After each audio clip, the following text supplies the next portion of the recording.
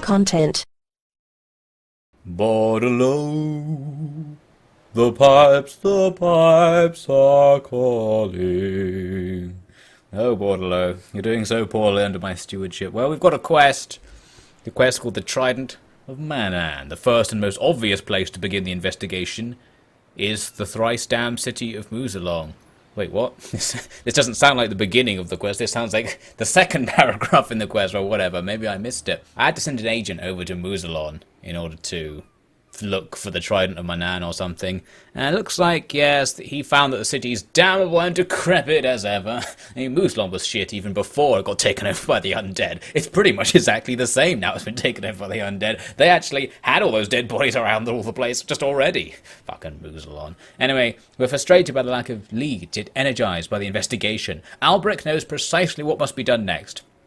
Kill them all? Is it going to be kill them all? The Trident of Manan billows on the flag of Bordeleaux as the Duke rallies his forces to war. Mousillon will be taken by force. Wait a minute. What?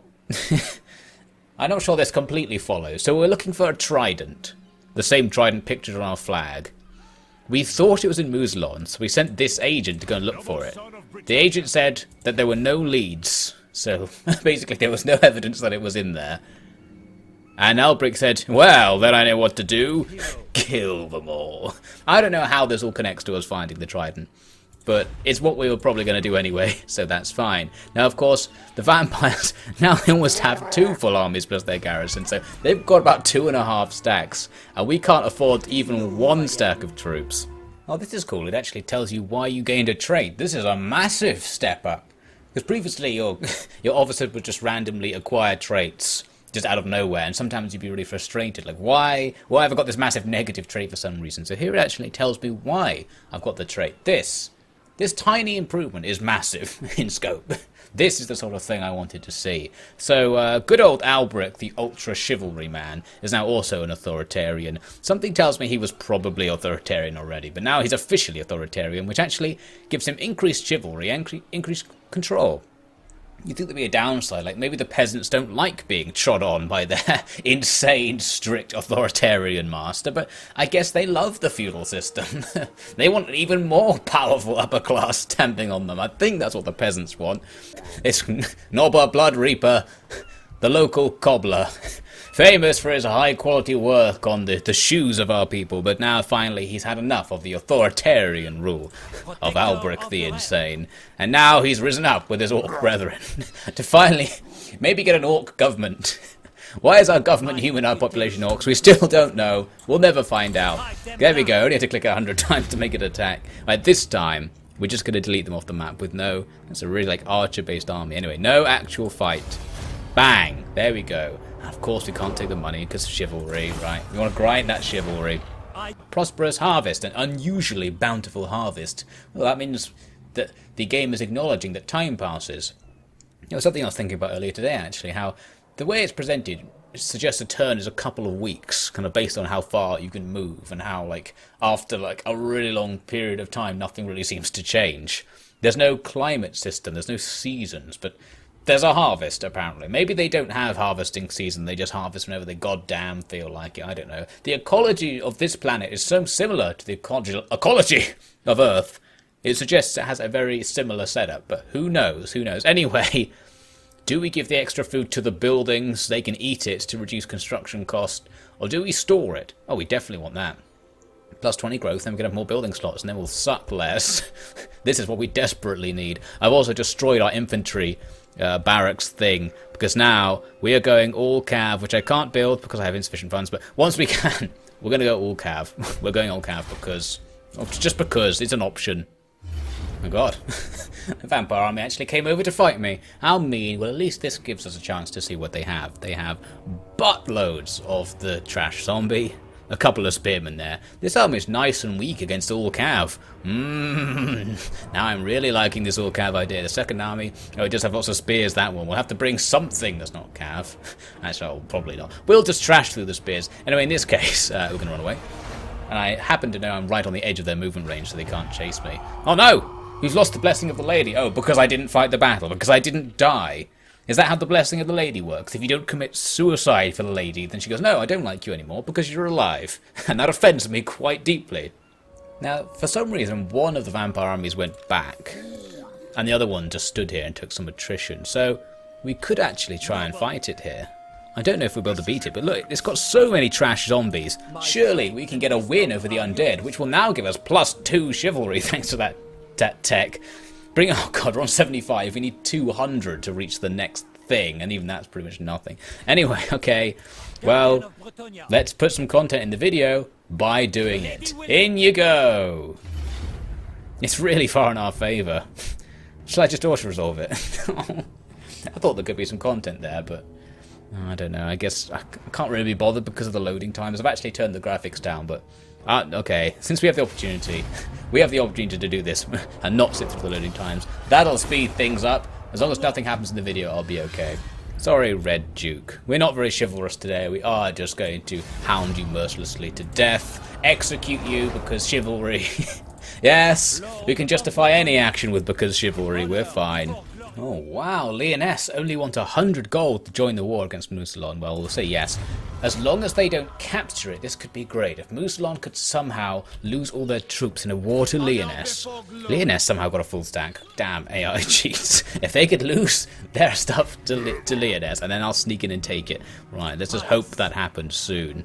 There we go, they're mobilizing against force. Yes, you said that before, didn't you? I wonder if they actually will. It's this guy specifically they need to attack. Will they do it? Oh, maybe they have. Their army isn't there anymore. Did they do it? Did they do it? The garrison's still there. Did they fight this army? Maybe this is the chance. Quick, men. Quick, get over here a second. Get over here a second, men. Is Lyonesse here? They're out there.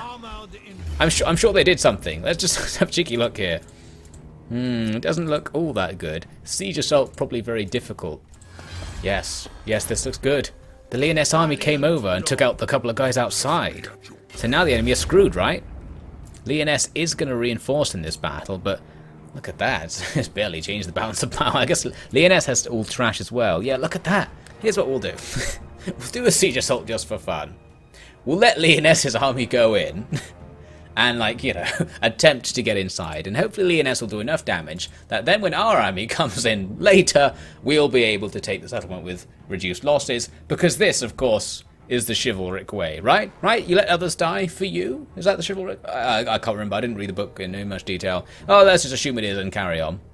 I will deign, because I am ultra chivalrous, to send one unit in order to aid the force of Lyonesse. I will send a ram to try and open the gate, but only really because that would also aid me.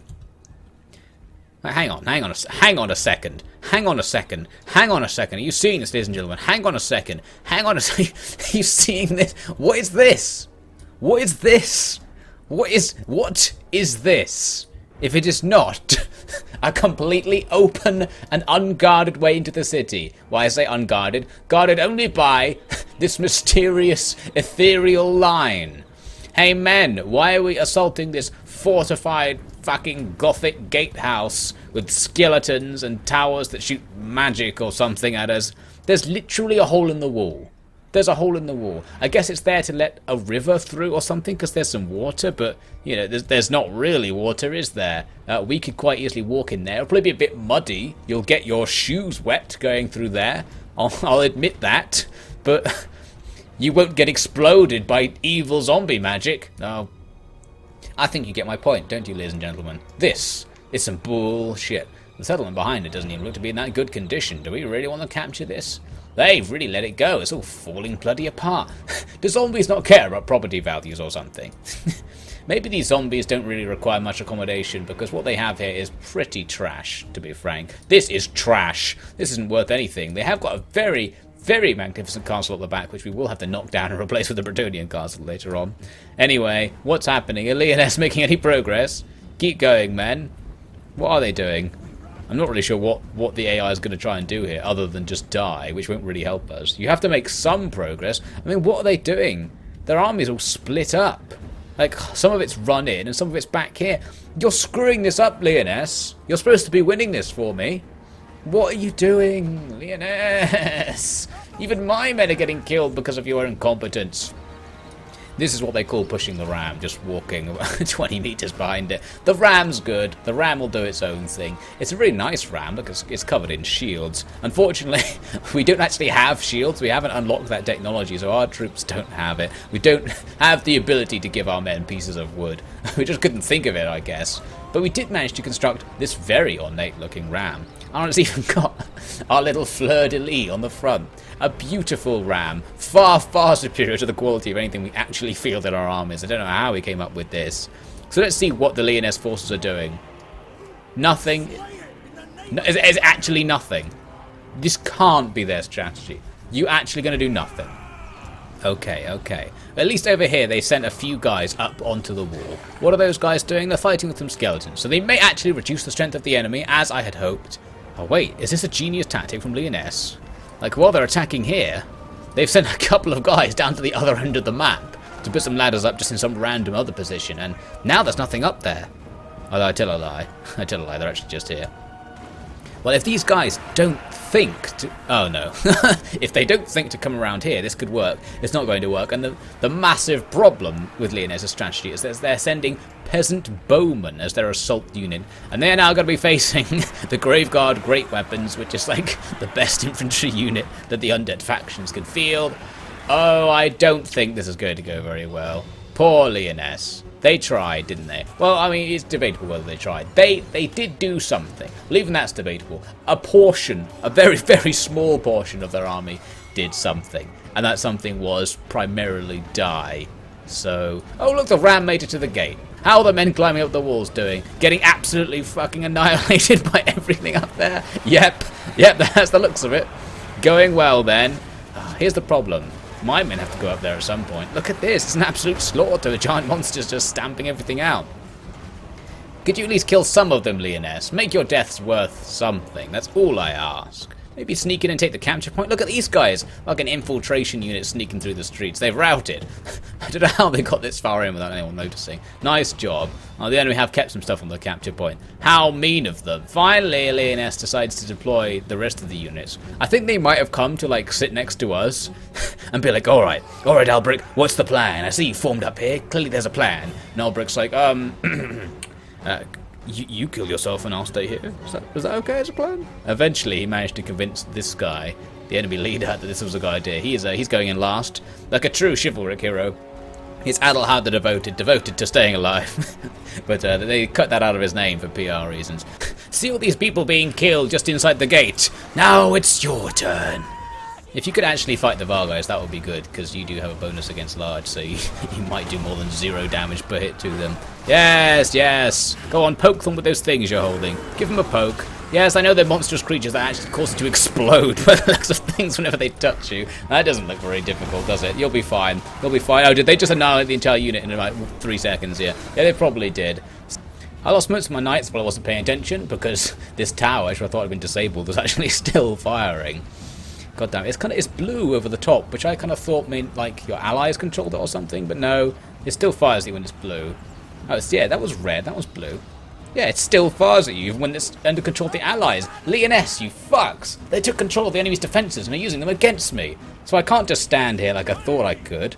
God damn it, well, I guess I'll have to go inside because the towers can't fire backwards. The only safe place here is the inside of the enemy base. Let's see what's going on over here. Absolute chaos. All of our knights being attacked by enemy spears. Alright, all knights, run through their graveguard. You're the only unit that has any chance of doing some damage to them. Please. Please annihilate them. What did that do? Did it do anything? It didn't kill any of them. Kill 1! Kill 2! Yes! 2! Peasants, please. You see those guys down there? They're the enemy. Maybe they can't see them. Maybe this doesn't work like I thought it would. I thought we really had them with this peasant setup. Oh, some of them are firing, actually. I thought I saw a couple of arrows coming out. Yeah, a couple of them are doing it. Well, it's too late. They were up there for so long. Maybe they had to wait for their whole unit to climb up before they'd start. Basically, we have the enemy now like surrounded, and they're all crumbling. But crumbling's a very slow process. We just have to wait for them to disappear. And then we'll have a little bit of a breakthrough here, I think. Alright, there we go. We took out the bats, but now for the final battle against the enemies, well, probably some of the enemy's best units, all these Black Knights back here, and Black Knights, Lancers, and Barding. So what we're going to do, they've got 3 units, that's annoying, and a general to take out. Oh, he's half dead. We've put our sacrificial peasants already satisfactorily covered in blood. You guys, can you stop this charge of... Oh, God. Oh, God. Oh, God, that looked painful. Oh, and they're going to use magic on you as well. Well, you'll probably be fine. Now, hopefully the archers behind will, like, shoot the cavalry down. That's what I would quite like to happen. Don't worry about friendly fire, lads, by the way. Just do it. Just do it. This is literally our only hope, because our anti-cavalry units aren't good enough to stop their cavalry, and we've actually lost them pretty much entirely already. So that's good, isn't it? That's pretty much fantastic. The enemy commander's healed himself by the looks of things. He has almost full health again. Oh, we're screwed. We can use this ability to hack him down a bit faster. Doesn't look good, does it? Alright, we have the zombies surrounded. Our peasant bowmen have to fight in melee, but you know, it's the modern age. Is the general alive? Kind of. Paladin's alive? Kind of. Kind of is the order of the day. Hey, you! Yes, a Pyrrhic victory! Fantastic. So the plan worked in the end. Hopefully the sacrifice of Leoness just about made that possible for us to win. So I'm very proud that the unchivalrous plan worked as intended, proving once again the power of not being chivalrous, which is really what I think Bretonnia is all about. I just don't get it. I just don't get it. I can sack the settlement for minus 30 chivalry. So, like, taking things from the undead is seen as wrong. The undead, who are like the mortal enemies, oh, we took the money they were carrying. Oh, you absolute bastard. But if you raise the entire place, oh, we just murdered everything. All living beings were destroyed. We burned all settlements to the ground. Yeah, there were probably some non-living dead still in there. Probably some humans still around the place. In fact, in the lore, don't the vampires actually rule over a human population?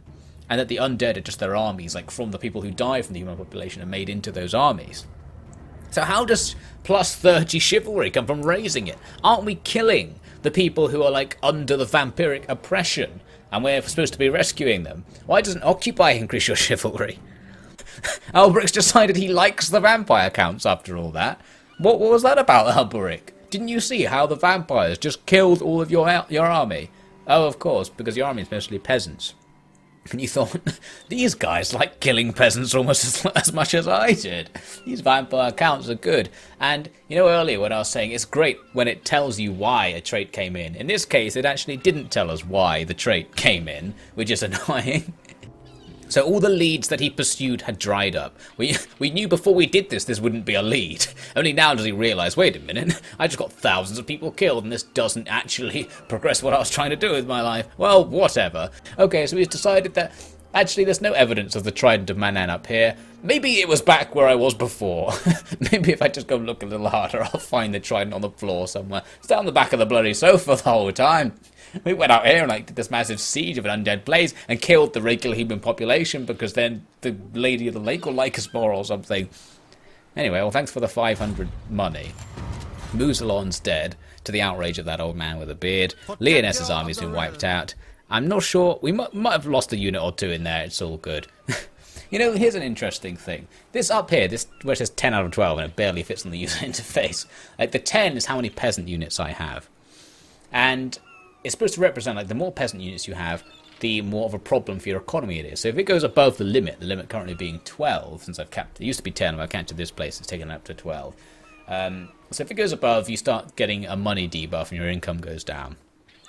But interestingly, getting the peasants killed in battle does count as returning the peasants to the economy, because the number goes down, and your economy goes back into full working order. So does anyone else here understand why that doesn't make any sense?